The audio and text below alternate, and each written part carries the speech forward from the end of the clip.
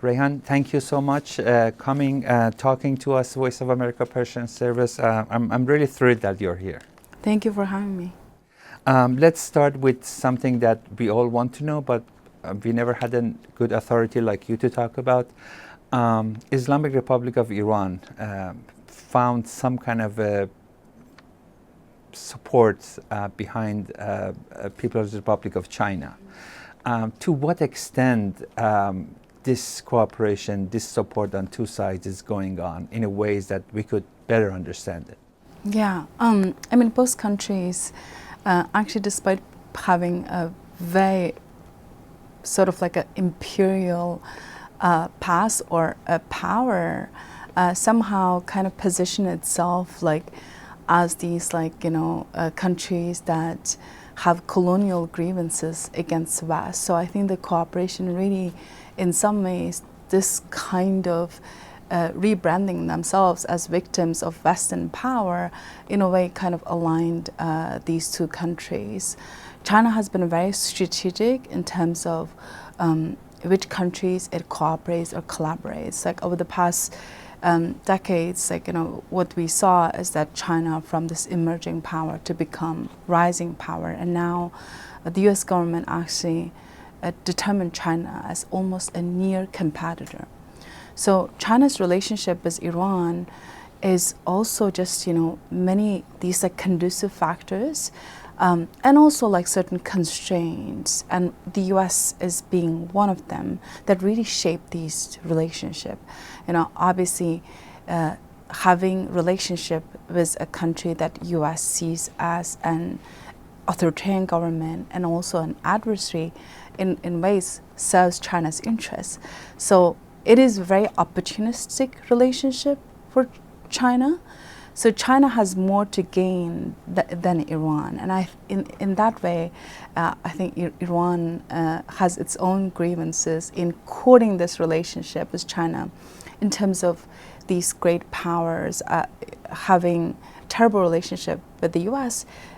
Iran also sought to China to maintain that kind of balance. So I would define that as opportunistic and strategic relationship to counter the US from both countries' perspective.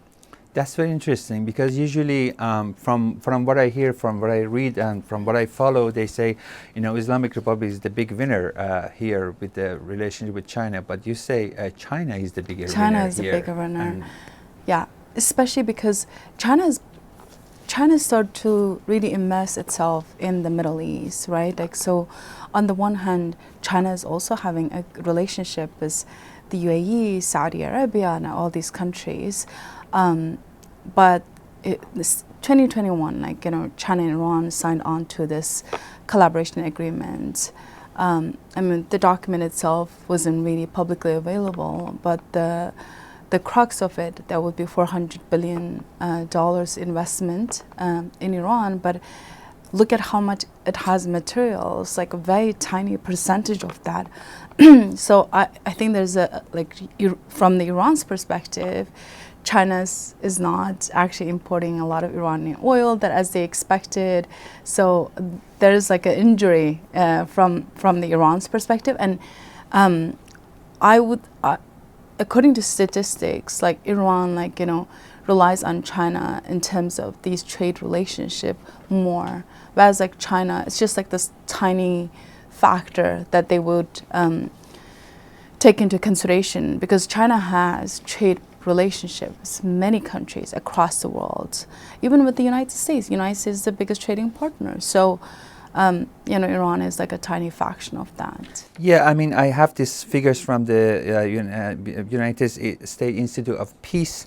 I think the official figures are from 2022, but the number one trade partner is United States of America, and Iran is ranked on 50, 50. It's way down than Russia, UAE, Saudi Arabia, Iraq, Turkey, Israel, Egypt, more than those. Very interesting. one thing I wanted to ask you about, it's some kind of a myth. I don't know if there's any proof for that, but I just wanted to, if you open it for us. I was talking to one of the dissidents in Venezuela, and they were talking about how Islamic Republic is helping them, how Russia and China are doing that. He made this claim that, China, gives them some players in the region, either Venezuela or in Iran or in the Middle East, money without no question asked. So you can have this loan and do whatever you want with it or so. Is there any truth to that? And if that's the case, what's in it for China to do such a transaction partnership? Yeah, so when China builds, so I used to, before transitioning into human rights law, I used to practice anti-corruption and international investigation at a Wall Street law firm.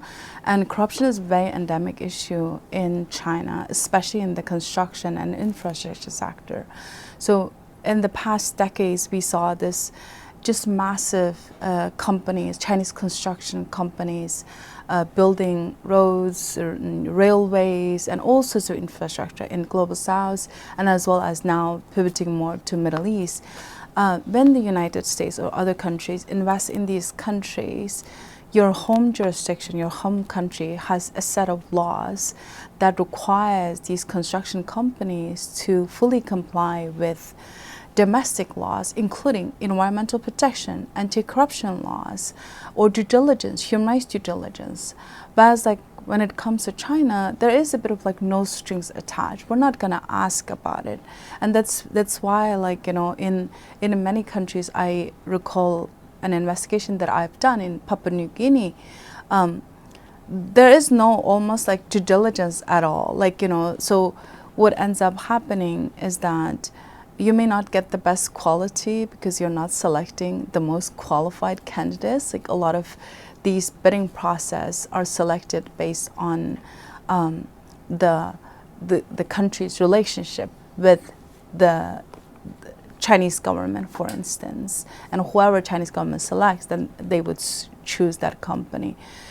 And so if you're Iranian government, would you prefer that investment, or you prefer the other investments, where you have tons of due diligence that you're very much fundamentally against? You want something very quick and done, efficient, and it has to come as a cheap labor. And that is the preference of the Iranian government and many in the world. And this is something that even American companies at one point face, because they're well, our competitors just bribe everybody and get to build this, whereas we're subject to stringent laws.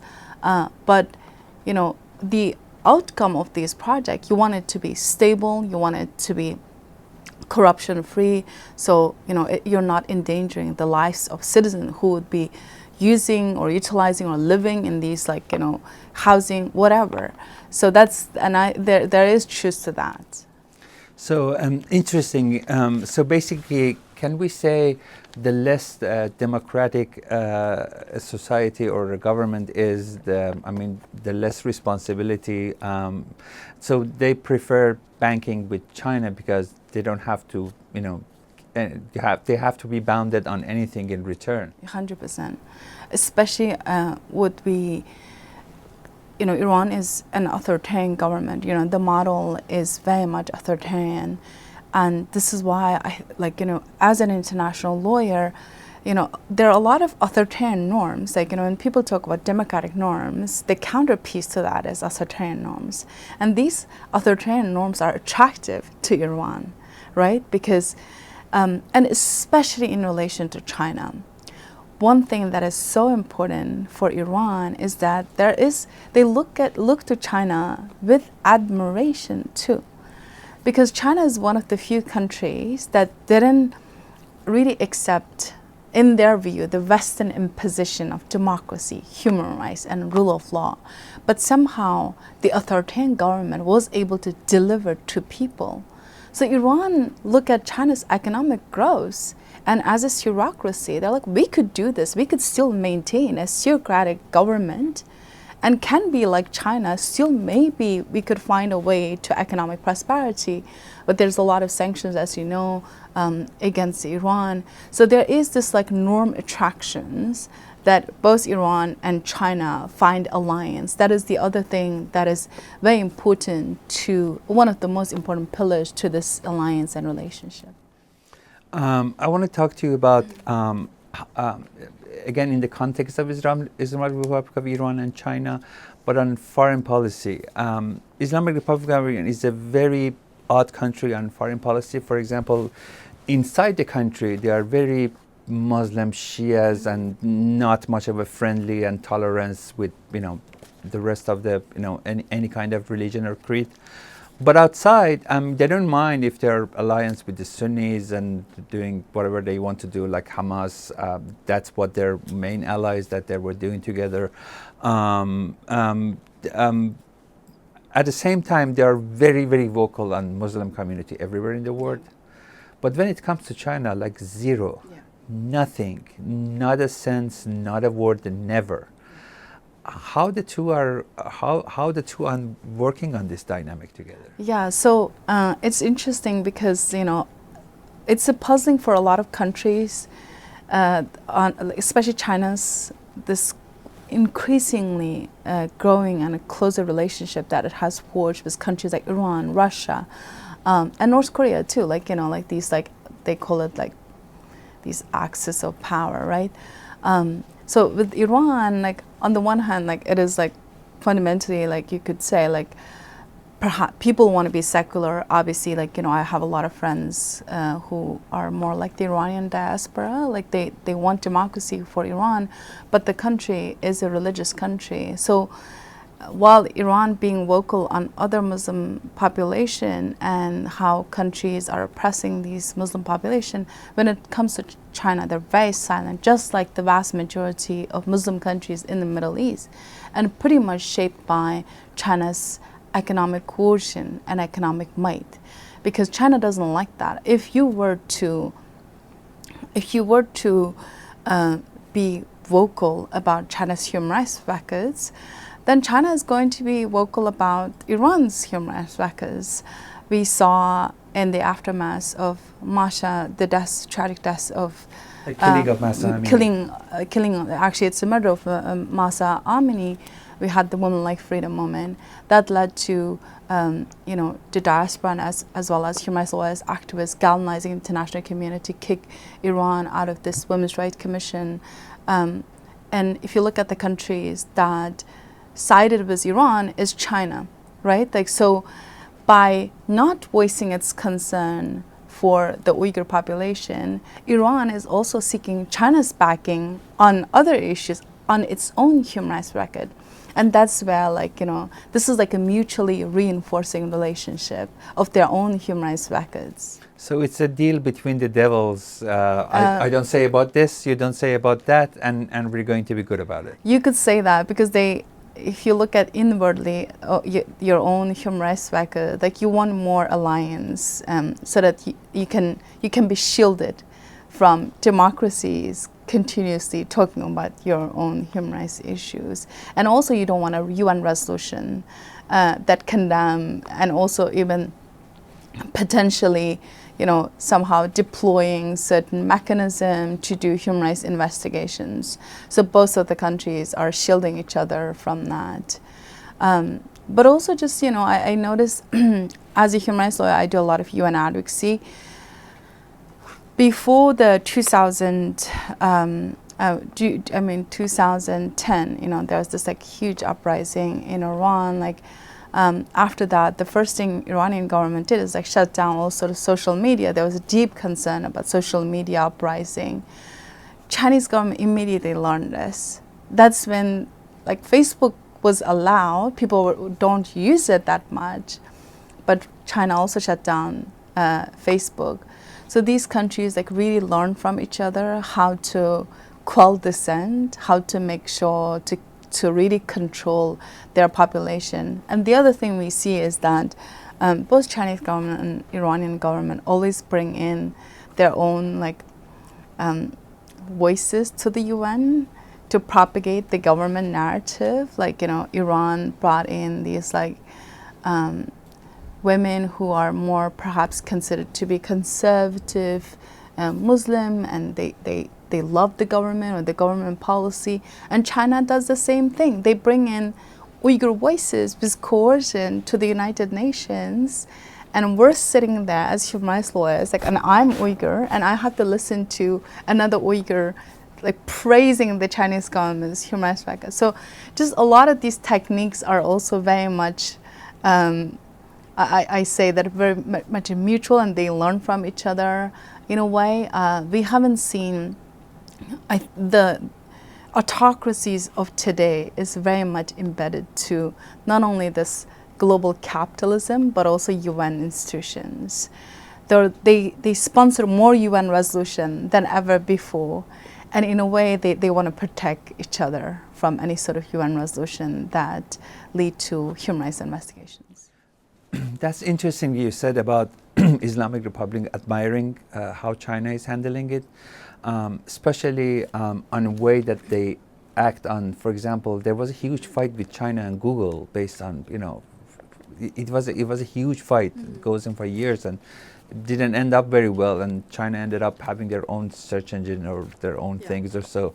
And the Islamic Republic saw that with awe and said, oh, that could be done as well. I mean, they don't have the might like China to actually deliver, but they're just really, really fascinated to be authoritative at the same time, give some kind of a, you know, open, maybe some businesses, maybe some open areas, so we can have fun with that. So they find it parallel to the usual norm of international law that usually every country has abide by.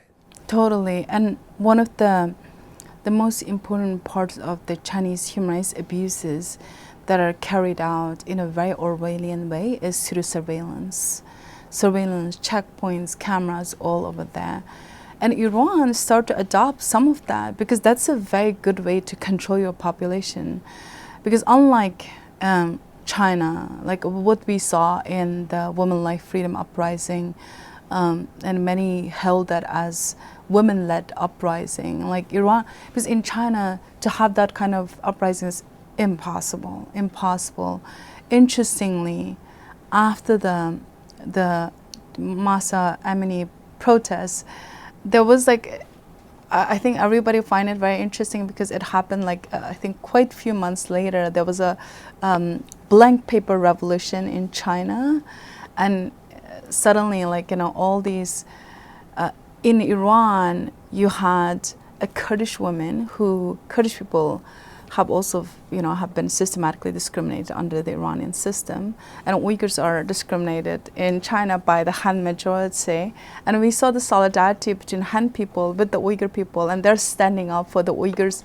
And I don't know if they know the victims, but what triggered that, similar to the Mahsa Amini's death, is the deaths of several Uyghurs who were burned alive during a fire.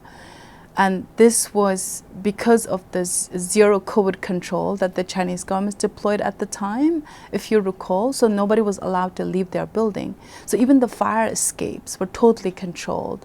So this building is pretty much majority were Uyghurs, and so there are like at least 44 people just burned alive in that building. And Chinese people look at that and they can feel it, because they're like, this could happen to us. Concentration camps may not happen to us, but fire could happen to us. And suddenly there was this like a blank paper revolution that happened, and people were like, I noticed that Iranian dissidents were like, wow, like we inspired a kind of like their own revolution. And courage is contagious, as many say, and I truly believe in that. So, you know, when people see this, and in one way, in terms of foreign policy, that also makes China worried. Because in Iran, there can be an uprising, there can be protests. And maybe, and Iran has, compared to like China, like Uyghurs is a very small diaspora. Iranians has a huge diaspora community outside of Iran that can truly mobilize, as we have seen. Like I myself saw it was really just like awe-inspiring movement in itself. So the Chinese government's foreign policy calculation would also take into these consideration that if there is an uprising of some sort, like these kind of risk factors don't exist in China. And as much as Iran wants to model China, maybe like the Iranian people, I mean, to what extent would allow that system to exist? I think those are just really depends on the governance structure, and they're still different. Both authoritarian government, but they're also like still different. China is far more sophisticated in terms of technological sophistication, whereas like Iran isn't. And so that's why the Iranians' dependence on China is far greater.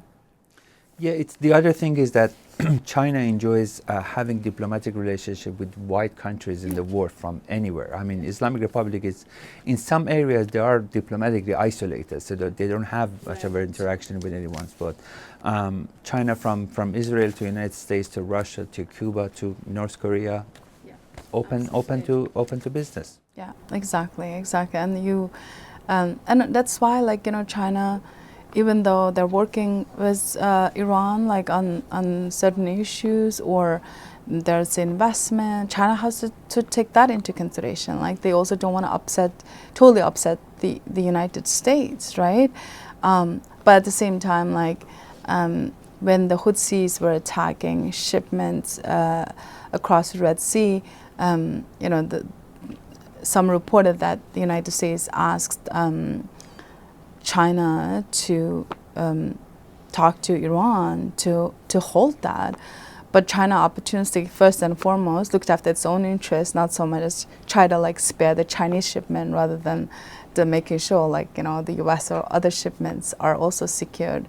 So at the end of the day, like, especially many countries are driven by their self-interest, but China is by far the most. It's really about the regime survival. And in some ways, like, you know, China also wants to be a global power like the United States. So the China's foreign policy is driven by how do we displace the US hegemony across the world.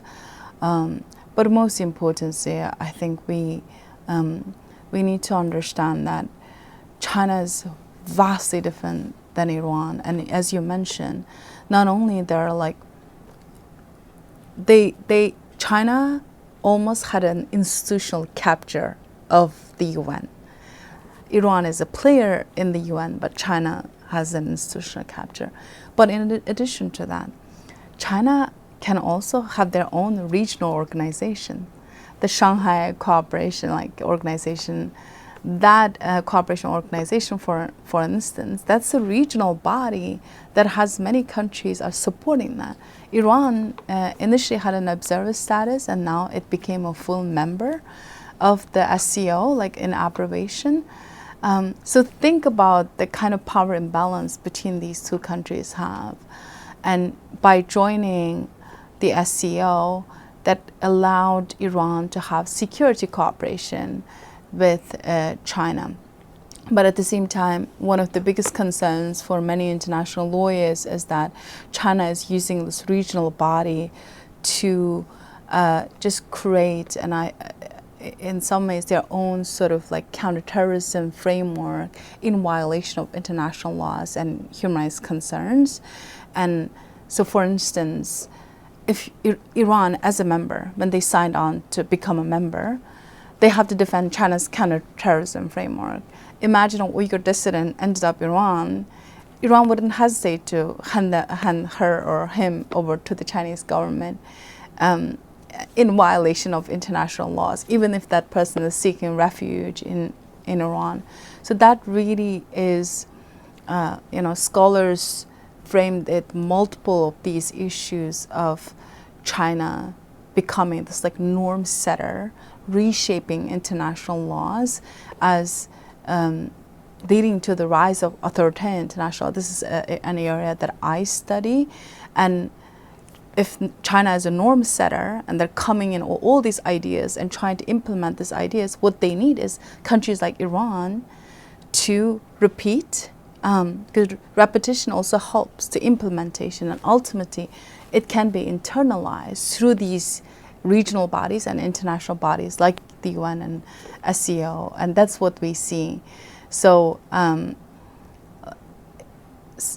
even human rights abuses can be normalized, and Iran benefits from that.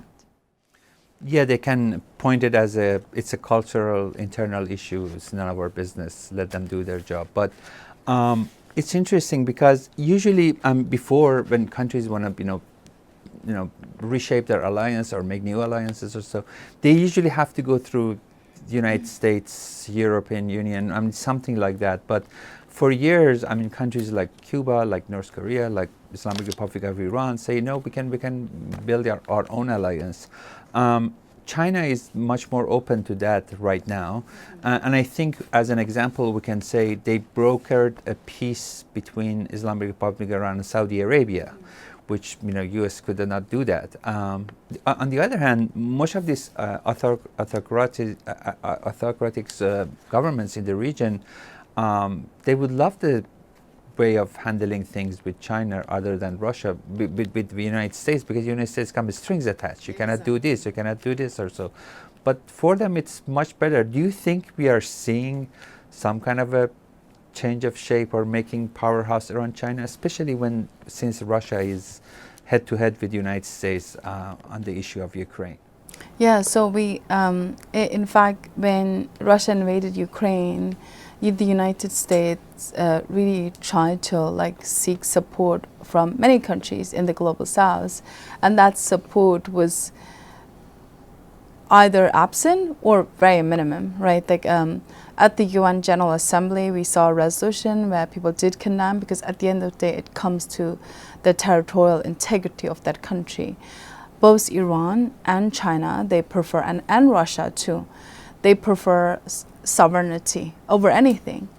But international law and human rights scholars, we all view, and so international law says, sovereignty has also a limitation when it comes to human rights issues. Like if you're committing Uskogan norms, human rights violation, whether it's a genocide, crimes against humanity, or war crimes, then there are bodies that step in international law. And the Chinese government wants to reshape the rules-based order. And in order to do that, China has, as I mentioned before, there was an authoritarian deliberation. They did deliver to the people. The contract that the Chinese government entered into with the Chinese people is, there's a social contract. We deliver economic opportunities for you. You don't question our authority. You just take things as they are. And that has been agreement for decades. It just goes on. But the economy slowed down now, so there could be a lot could change. Again, we don't know for sure. But these axes of power, as many argue, there is this a reshaping this rules-based order to have a different kinds of norms realization, or norm generation and norms realization, and that is authoritarian norms realization, right? Materializations. So there's very much that taking shape in the world right now, because then it's also easy for them to argue. It's these Western powers against us, the rest of the world. Both China and Iran, in a way, sees itself as we're on the global south, we're the victims of the Western imperial power. In reality, these countries have massive track record of human rights abuses that need to be addressed, and citizens need the West to address. Many Iranians did go to The Hague or the UN or Western capitals to ask for countries to support the dissidents and activists to ensure that these human rights issues are addressed. So ultimately, we need to think about the international law ramifications of these kind of alliance, and what does it mean for victims of crimes against humanity, because ultimately the rules-based order is being reshaped, but what's also leading to is this rise of authoritarian international law. It's not just countries like China, with the support of Iran, with the support of Cuba, with the support of North Korea, changing these norms. But in some ways, it's also because of the complicity of the Western government and hypocrisy of the Western government, especially, you know, in Gaza, because of the U.S. support for Israel.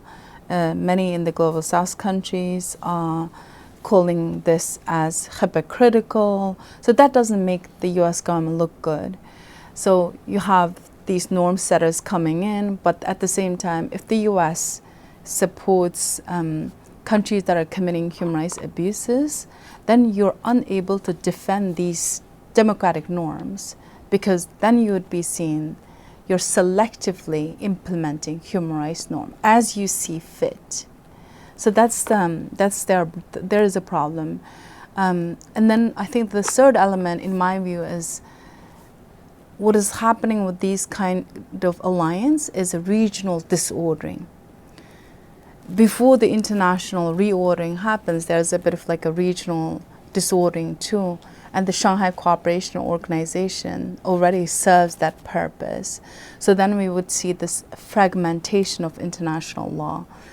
The democratic world understands international as this, and then this like regional countries start to like interpret international in a completely different way. And they use, as you mentioned, the cultural relativism, right? Like, oh, this is what human rights? This is against our culture. This is a Muslim country. And China would say, well, we're communist. You know, it's they call it like democracy was a Chinese characteristic. But at the end of the day, in order to prevent such not only regional ordering, but also democratic norms being eroded, democracies need to defend it. And that requires democracies to not only preach these human rights values, but make sure to execute them against any country, principally and universally. And that's where democracies are falling short in this conflict. Well, you mentioned the bringing up the issue of sovereignty, you know, it should be, but in last, I think 20, 30 years, we could say from former Yugoslavia to Rwanda, to what happened even in Libya. I mean, it started with the human rights intervention because the people were killing or so. But the other thing I wanted to ask you is that I understand the appeal from the authoritarian systems to do these Chinese things. There are two things that I want you to put your insight into it. One is China is good for them as long as China is strong and with money. So which means they have to have a good cooperation relationship with big economies like United States. So if China becomes like a self-sustaining powerhouse, yeah, I mean they can implement it, but I don't see in any future that they can take to that power, to the position to do it all themselves. The other thing is that I understand the appeal of, you know, getting rid of the rules and, you know, cultural relativism or so, but there's no, at the end of the day, you cannot work with each other because, yeah, you know each other and, you know, you just trust each other and say, you can do this in Iran, you can do this in Cuba or so. But when there are rises of, you know,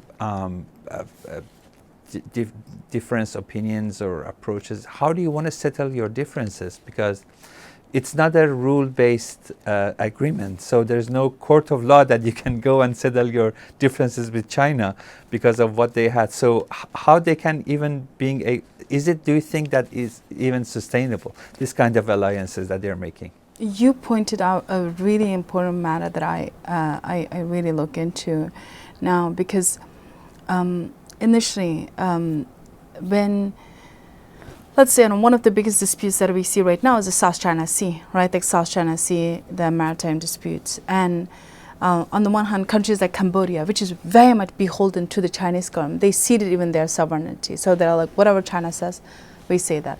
Vietnam is, I would say, it's not a totally authoritarian government. It's a what we call it a hybrid regime. So there are, like, you know, some authoritarian nature, but also there are features that are not totally authoritarian. So Vietnam needed to defend its own sovereignty against the Chinese government. So despite being this, excuse me, hybrid regime, what the Vietnam did is they turned to international law to defend its sovereignty. So and I think this is something that we really need to look into. That's why I think a nuanced conversation is much needed. On the one hand, yes, these countries do find these norms very attractive. When there's no dispute whatsoever against its own territorial sovereignty or territorial disputes, they love collaboration with each other. But when it comes down to that, then the international law becomes not only a necessity, but a powerful tool to defend their legitimate interests, as we have seen in the case of Vietnam. That's why Vietnam really start to rethink its own approach to both foreign policy and international law, because international law can help Vietnam to defend.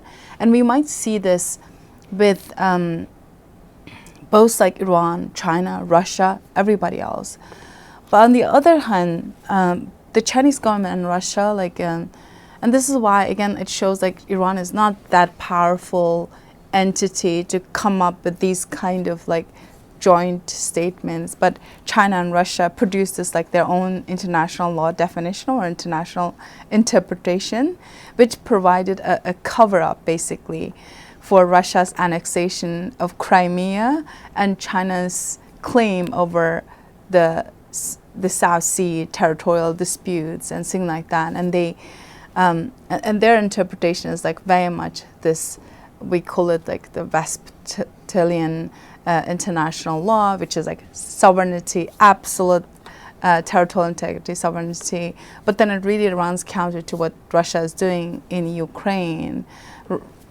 So I think these countries, if not right now, would find themselves at one point that these alliances have huge limitations, because at the end of the day, they both find authoritarian norms are appealing. But when their interests clash, then Iran is not the powerful player and China is going to win. And at that point, Iran would start to resort to international law. Then you wouldn't have any country defend you, because you have been one of the most violators of international law. So you're very much right on that.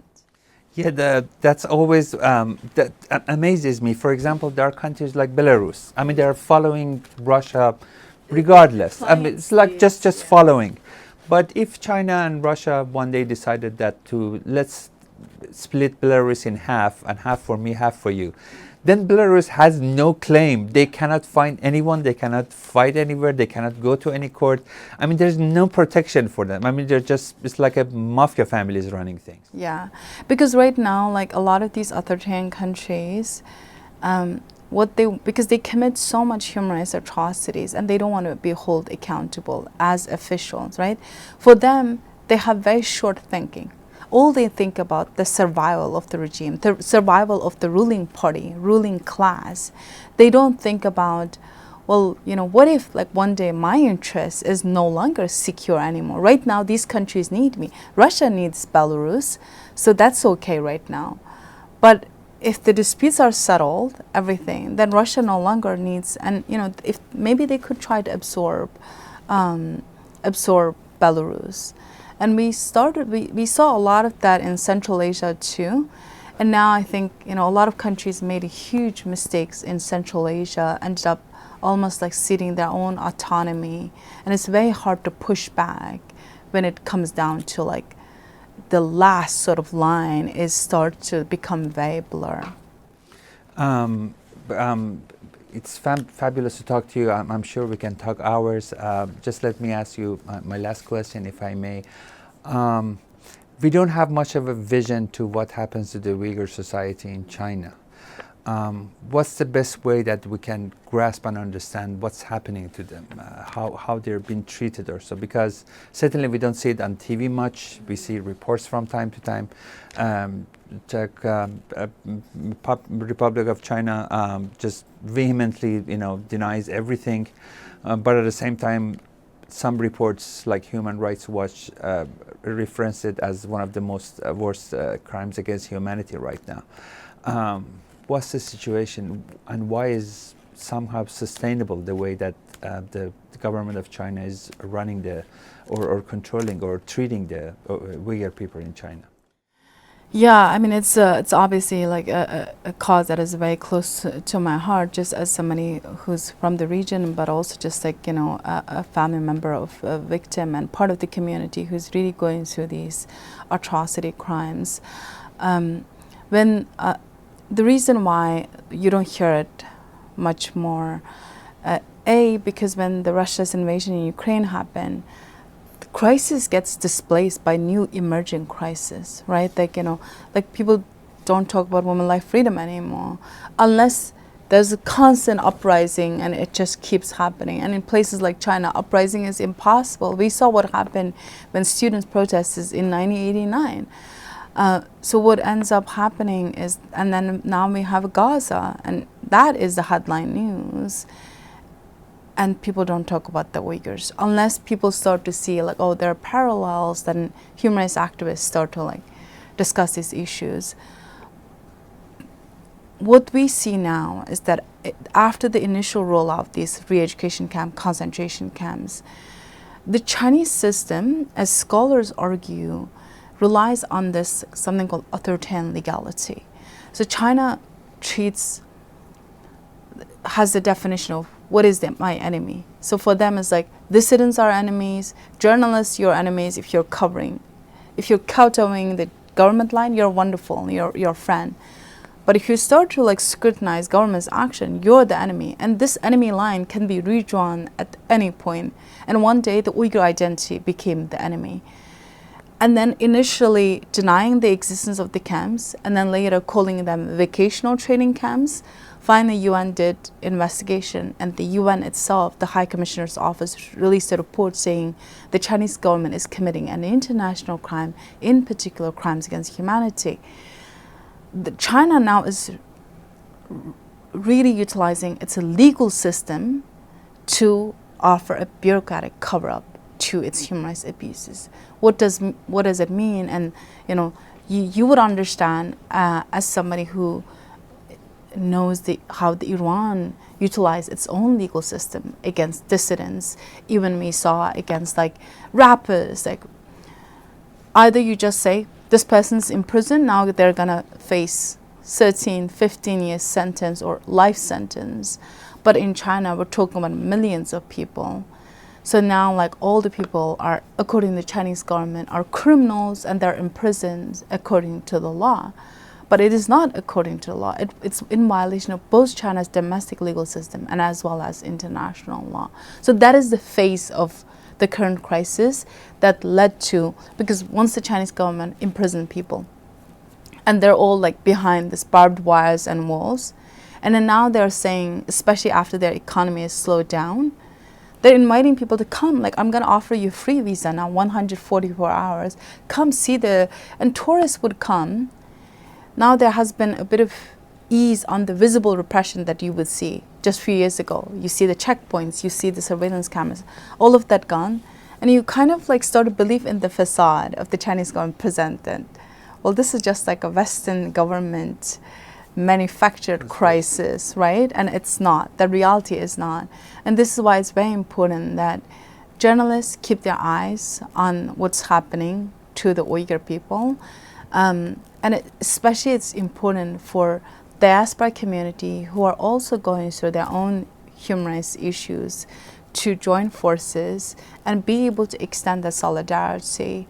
Uyghur community has extended solidarity to women life freedom. I talked about it all the time, and it's important for Iranians to do the same, and I believe they've done it. But it's really important for these victims to come together and really understanding each other's crisis and to be able to push back against these norm generations.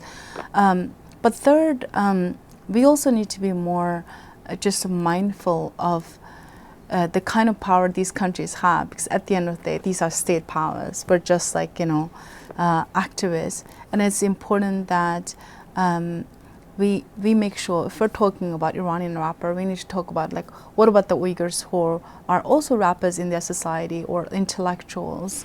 And I noticed that within the victim communities, and I remember having jokes with some of the Iranian dissidents, like, oh, we're the sexy victims now. Ukrainians think they're the sexy victims because they're defending, oh, like the Uyghurs are the victims. And it's just like utterly wrong approach to everything, because at the end of the day we're all victims of these, like, you know, human rights abuses, and we're up against state power. So there is no hierarchy between victims, and it's important to forge solidarity. And most importantly, we need to make sure to keep calling out the Chinese government. And if the Iranian government, Chinese government is forging alliance, we need to be mindful of that as well, because these alliance wouldn't help either government's human rights abuses, and just be empathetic towards each other, and ensure not only documentation but compelling governments, the UN institutions and other bodies for action. Thank you so much. Fabulous talking to you. Thank you. I'm sure we can talk hours and hours, but you have to promise me you come back here again and we I would talk love some to. more. So right. thank you so much. Thank you. Thanks Thanks for so being much. here. Thank you.